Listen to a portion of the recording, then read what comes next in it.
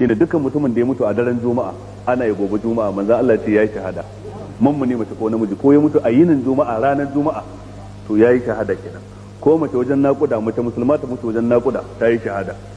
ko musulmai da suka mutu sakamakon ambaliyar ruwa ko rushewar gida sun yi shahada ko suka mutu sakamakon gobara duk sun yi shahada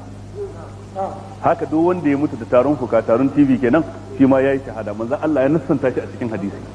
haka wanda ya mutu da murɗewa ciki ciwon ciki yasa ya mutu yayi shahada to kaga waɗannan su ma shuhada ne wasu dai na wasu shuhada wasu salihin sai kuma salihan bayi wannan dukkan wani bawa mummuni na gari wanda yake da rinjayen ayyuka na alkhairi yake da rangwame ko karancin ayyukan barna ba ta aka yi baya da wani kuskure ba amma dai kuskuren sa ya fi zama kadai idan an kwatanta da daidai to ya zama cikin salihan bayi wa hasuna ulaika rafika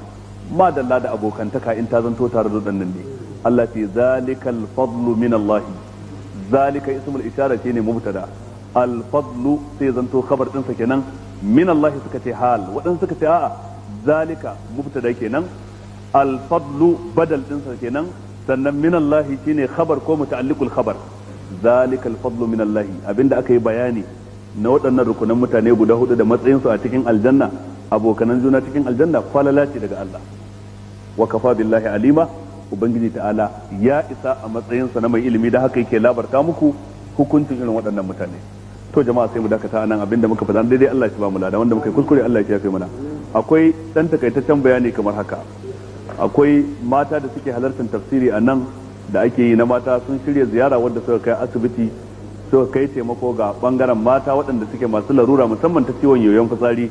fatan masu cikin da Allah ubangiji ta'ala ya saka musu alkhairi bisa ga wannan aikin alkhairi da suka yi su kuma waɗanda aka ziyarta mara lafiyan Allah shi ba su lafiya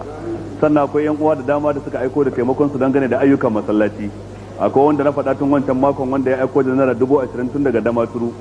akwai waɗansu bayan Allah su biyu kowa ya bayar da naira 50,000 sannan akwai wani bawan Allah wanda kullum muna tare da shi